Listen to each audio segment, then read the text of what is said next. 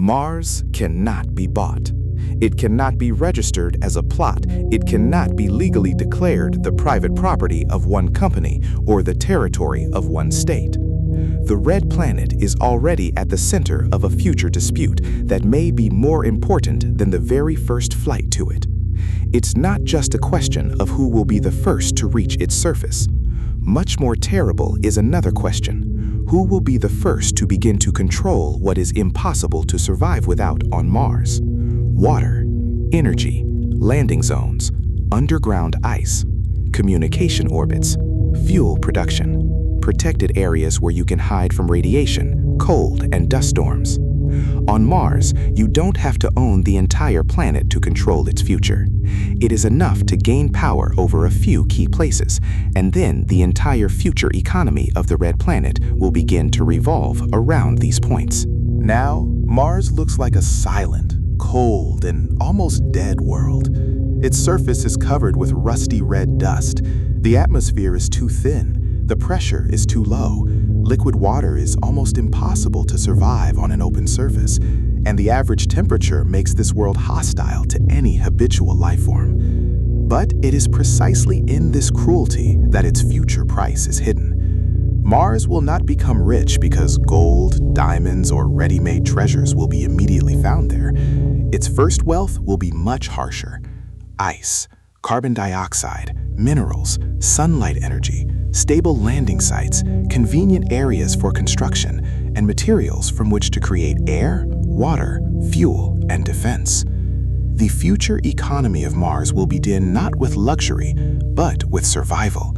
Where on Earth money can be numbers on a screen, on Mars value will be measured by the oxygen in the system, the temperature inside the shelter, the water supply in the tank, and the ability to return to orbit. The first real Martian capital will not be in coins or banknotes. It will be in the infrastructure. Whoever builds a reliable energy system will get power. Whoever can extract water from ice will gain power. Whoever can produce fuel locally will no longer be completely dependent on supplies from Earth. And those who cease to depend on the Earth will come for the first time closer to real economic freedom on another planet. Mars formed in the early solar system as a solid rocky world, but its path turned out to be different. In its past, there were volcanoes of incredible proportions, huge faults, ancient channels, traces of streams, dried pools, and minerals that indicate interaction with water. It's not just a red ball in space. This is the planet where the history of the lost environment is recorded. Once upon a time, there may have been a denser atmosphere, a more active climate, and conditions on the surface in which water played a much larger role. Mars then gradually lost much of its atmosphere. Its surface became colder and drier, and the water sank into ice, minerals, and depths. It is this lost history that makes Mars so important. Its economy of the future will be built on the remnants of the past.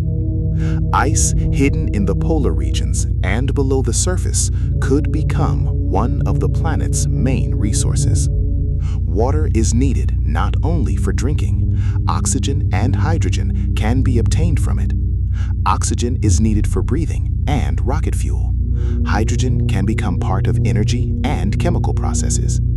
Carbon dioxide from the atmosphere can be used to produce oxygen and fuel with sufficient energy and suitable technology. Regolith can become a raw material for construction, radiation protection, and the production of simple materials.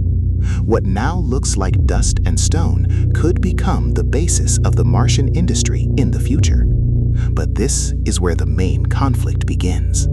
If Mars does not belong to anyone, who will own the resources mined on it? Who will get the right to use ice deposits? Who will decide where bases can be built, where drilling is not allowed, which areas should be kept intact, and which can be turned into an industrial zone? Now, there is no complete and final system that answers all these questions in advance. There are international principles according to which outer space and planets should not become national property, But between the ban on appropriating an entire planet and the practical use of its resources, there remains a huge gray area. It is in this zone that the future economy of Mars may be born. The most realistic power over Mars may come not through legal ownership, but through actual control. There is no need to officially declare this planet is ours. It is enough to build a single working fuel plant. It is enough to control the best landing corridors.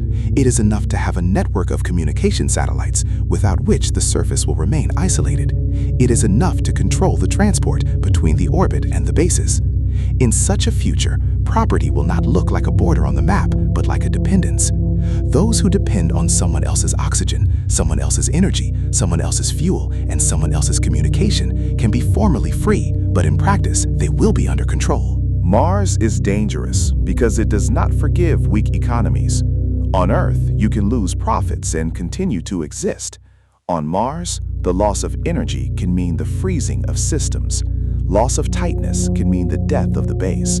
A supply error can stop the production of water, food, fuel, and oxygen. Therefore, the first to win there will not be those who simply invest more money, but those who create closed and reliable chains of survival. The Martian economy is going to be tough because the planet itself is tough. Any mistake will cost more than on Earth. The first Martian settlements will not be independent in the full sense. They will depend on the Earth, on rare launches, on complex equipment, on spare parts, on electronics, on medical systems, on materials that cannot be immediately produced on site.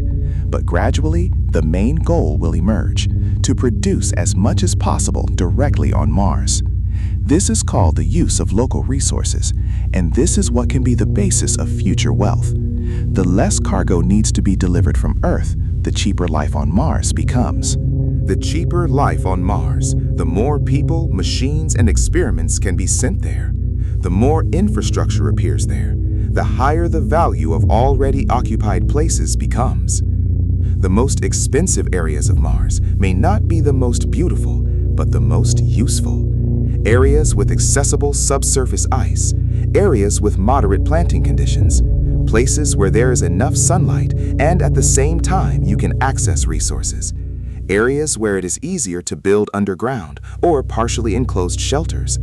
Heights, lowlands, latitudes, soil composition, the amount of dust, seasonal changes, the risk of storms, all this can become part of the future price. On Earth, the cost of a place often depends on the market. On Mars, it will depend on physics. Dust will become one of the invisible enemies of this economy. Martian dust is fine, dry, electrically active, capable of penetrating mechanisms, covering solar panels, interfering with machinery, and reducing the efficiency of equipment. Dust storms can cover vast areas and alter the operation of energy systems. If the base depends only on solar panels, prolonged blackout becomes a threat. Therefore, energy on Mars will not just be a favor, but the basis of power. Nuclear sources, storage, backup networks, energy distribution between bases, all this could become the first real market of the Red Planet. Water will be the second center of power. Without water, life, food cultivation, oxygen production, and part of fuel cycles are impossible. But Martian water does not lie in free oceans on the surface. It is hidden, frozen, connected to the ground, or hidden in hard-to-reach layers.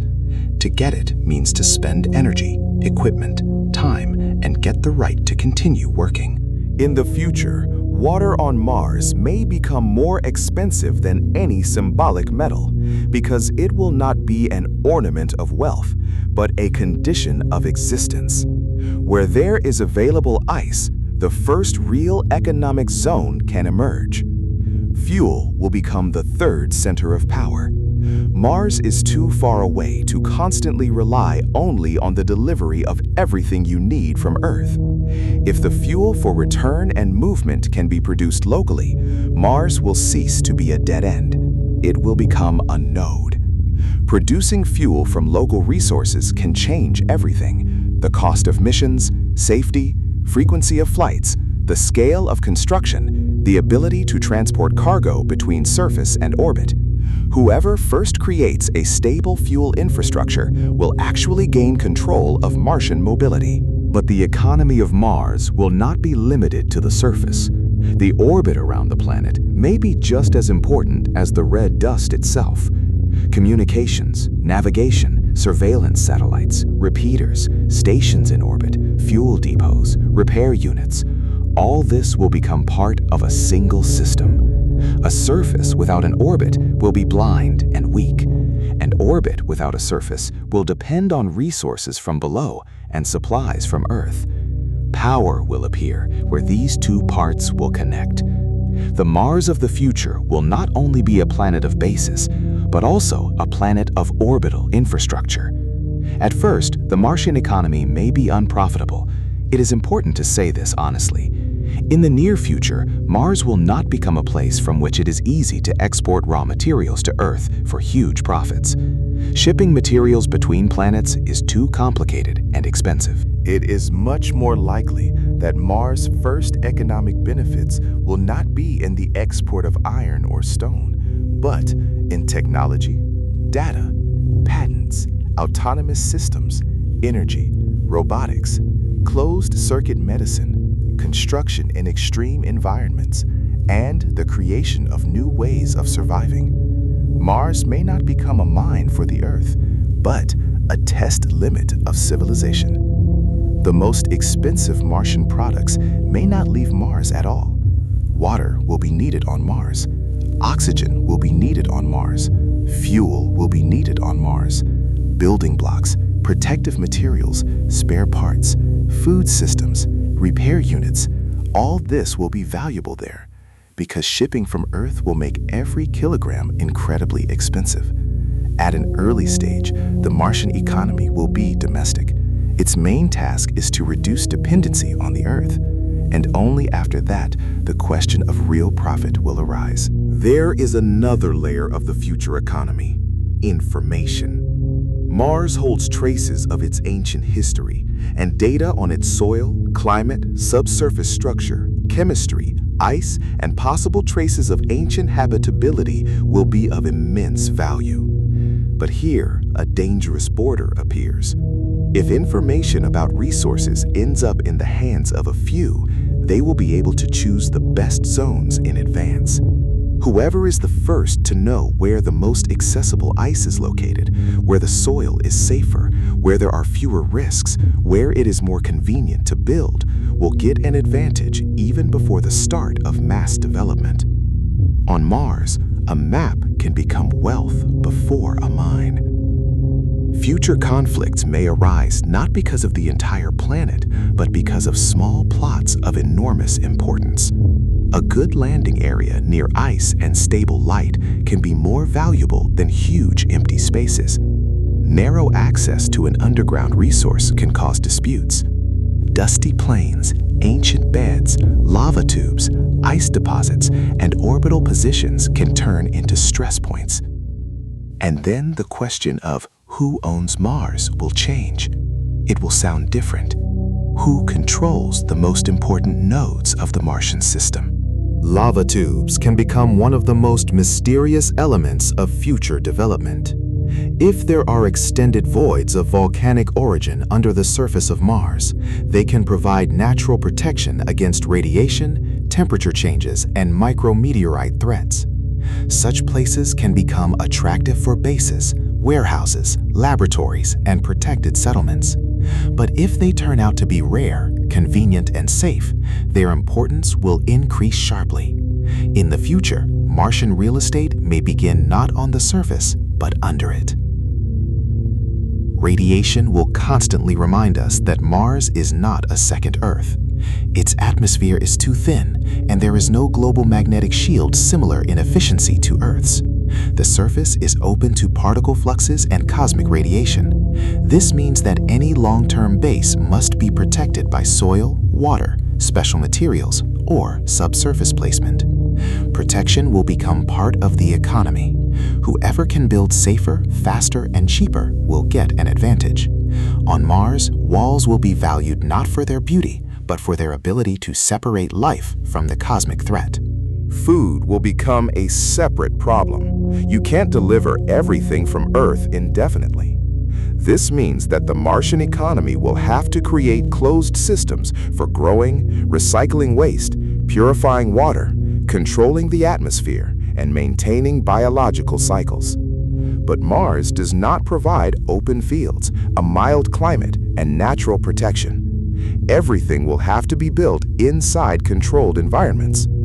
Food on Mars will depend on energy, water, light, pressure, soil chemistry, microorganisms, and technology.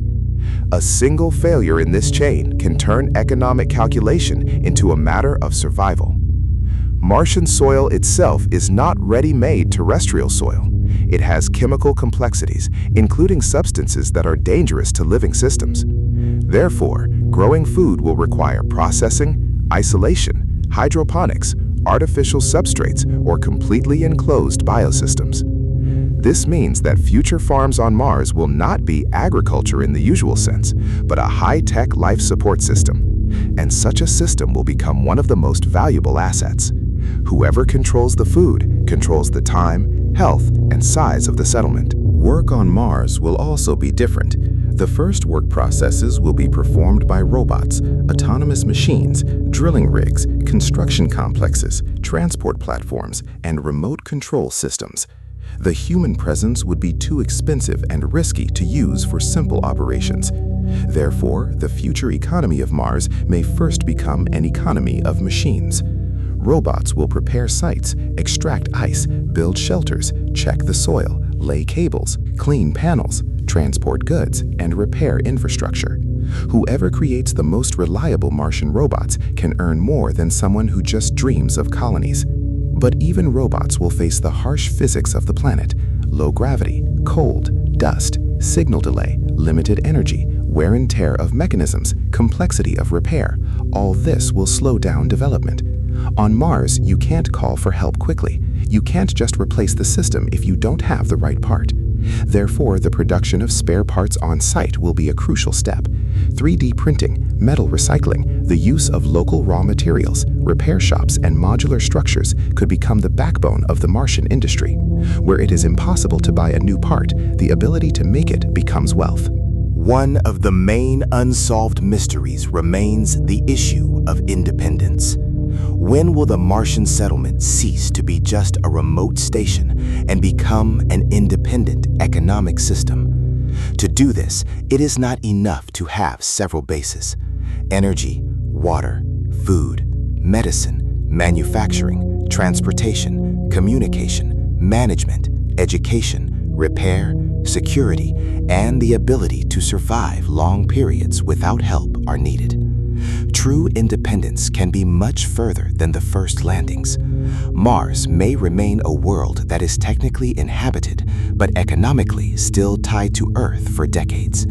And yet, the very possibility of this independence changes the meaning of the planet. If one day there is a system on Mars that can sustain itself without constant supplies, it will be a turning point in the history of space exploration. For the first time, not just a base, but a separate center of production, decisions, and interests will appear outside the Earth. Then the issue of ownership will become even more complicated. Who will set the rules inside the settlements? Earth states, companies, international structures, the inhabitants of Mars themselves? There is no exact answer now.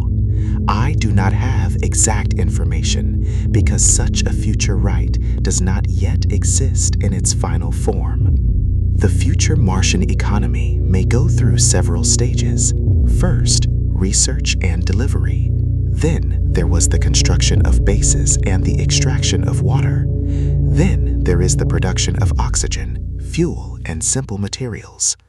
After that, repairs, local industry, growing food, and expanding protected areas. Only then can a more complex economy emerge. The exchange of services, internal contracts, the construction of new settlements, the production of equipment, energy networks, transport routes, and perhaps the export of knowledge and technology back to Earth. But all this is not guaranteed. Mars does not have to become rich. It can become too expensive, too dangerous, and too slow to grow rapidly. The red planet will test any economic dream for strength. On Earth, the project may fail financially. On Mars, failure can be a physical disaster. Therefore, there will be no room for empty promises. Any idea must withstand cold, radiation, dust, communication delays, lack of resources, and the impossibility of quick evacuation. Mars will separate real technology from beautiful words. It will require systems that do not work in presentations, but in conditions where a bug becomes a threat to the entire database. The most unusual paradox of Mars is that its future economy may begin before a full-fledged population appears. Even before the mass presence there may be financial bets on rockets, fuel, communications, automatic factories, navigation, insurance, robotics, energy, materials, software, and the right to access data. Money will move around Mars even before Mars becomes a place of life. The red planet can become an economic object long before it becomes a new home. But owning Mars in the literal sense will be almost impossible if international principles do not change. More likely, there will be zones of use, long-term bases, guarded infrastructure, technical corridors, access agreements, and actual influence. Formally, the planet can remain a dry. In fact, its most important areas may be occupied by those who first invested, delivered equipment, and built a working system. It will not be classical possession of territory, but power through necessity. That is why the question of who will own Mars sounds so alarming. It is more correct to ask, who will own the Martian addiction? Who will own the air? Who will own the water? Who will own the energy? Who will own the right of return? Who will own the underground ice map? Who will own the communication between the bases and the orbit? In the future, these things may turn out to be more important than any formal border. Because on Mars, power will not be where the line is drawn, but where the only working source of life is located. Mars does not promise easy wealth. It promises a hard, cold, and expensive fight against physics. Its atmosphere is almost non-protective. Its surface preserves traces of ancient water, but does not give it easily. Its soil is rich in materials, but it does not turn into an industry without energy. Its days are close to Earth's, but the climate remains alien. His sky can be calm, and then the dust will rise and change everything. This is a world where every step of the economy will be associated with engineering, and every profit will be associated with risk. In the future, the red planet may become a mirror of how civilization deals with new worlds. If Mars is turned into only an arena for a race for resources, it will quickly become a source of conflict. If the rules turn out to be too weak, the first strong players can gain a foothold in key points and turn access to the planet into a dependency. If the rules turn out to be too rigid, development may slow down so much that mastering will remain symbolic. Between these extremes, the fate of the Martian economy will be decided. But there is another mystery, deeper than money and property. Mars may hold the answer to the question of whether life was ever possible beyond Earth within a single planetary system. If signs of past or hidden biological activity are ever found in its ancient rocks or beneath the surface, the economic value of the planet will change instantly. Some areas may become inviolable, production may be limited, construction may be prohibited in sensitive areas. In such a future, Mars will not only be a resource, but also a repository of answers that cannot be destroyed for the sake of short-term gain. Therefore, the future economy of Mars will depend not only on technology, but also on caution. Drilling, building, melting ice, laying roads, launching factories, and expanding bases can only be done when it is clear what is being destroyed. The red planet looks empty, but its emptiness can be deceiving. It hides geological archives, traces of ancient processes, and perhaps the most valuable data on how planets lose their habitability. It is easier to destroy such traces than to understand them. Mars could be the first world where the economy starts with a question of morality. What is more important, rapid assimilation, or preservation of the ancient environment? Who has the right to decide which zones can be used? Should the first bases follow the general rules if they are built at the expense of enormous risk and cost? Should the resources of Mars be considered a common property or a reward to those who are able to reach them? There is no definitive answer to these questions yet, and it is the lack of an answer that makes the future of Mars so tense. If you look at Mars soberly, it is not a ready new world for easy resettlement. This is an extreme planet where everything will have to be created artificially.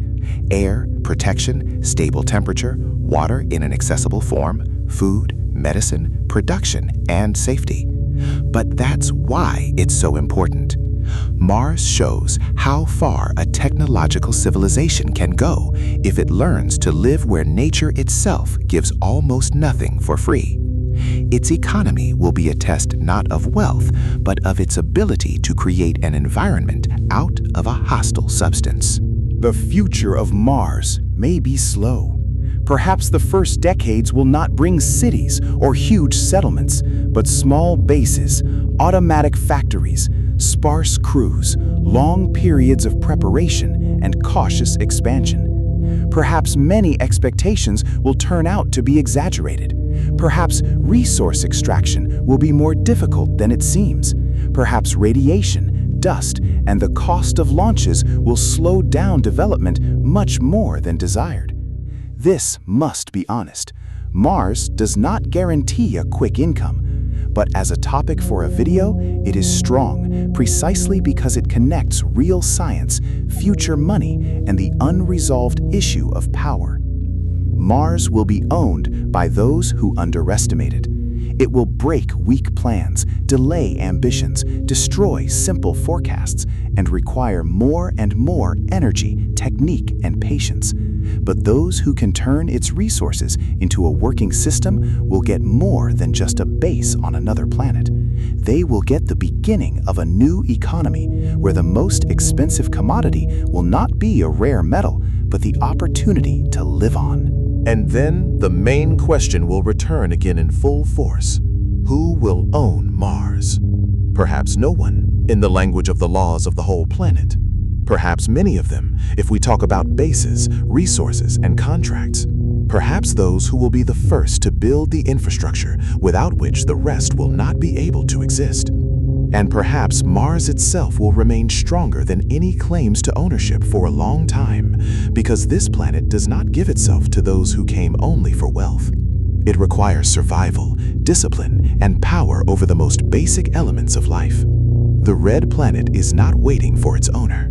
She waits for the moment when a new reality begins to form around her ice, dust, orbits, and silence. Where the cold plains now lie, the first energy networks may one day appear. Where ice is hidden under the surface, a struggle for water can begin. Where there is no voice or movement today, routes, factories, and systems may emerge on which all life on the planet will depend. And when that happens, it's clear that the future of Mars won't start with the question of who planted the first flag. It will begin with the question of who was the first to learn how to turn a dead planet into a working economy. Mars will not belong to anyone completely for a long time. It will not be possible to simply take it as a trophy and call it your own. But power over him will begin imperceptibly, with the first stable system that will give water, oxygen, energy, and a way back, where it becomes possible to live without constantly waiting for help from Earth. A real Martian economy will begin. And then the red planet will cease to be just a distant point in the night sky. It will be a test for the entire future of humanity, whether a new civilization can be built not on conquest, but on survival, knowledge, and responsibility. Because Mars does not give itself to those who come only for wealth. He accepts only those who are able to understand his harsh rules. Who will own Mars? Perhaps the answer will not be in laws, not in flags, and not in loud promises. Mars will be owned by the one who is the first to learn to live there, so that the planet itself ceases to be a deadly desert and becomes the beginning of a new era.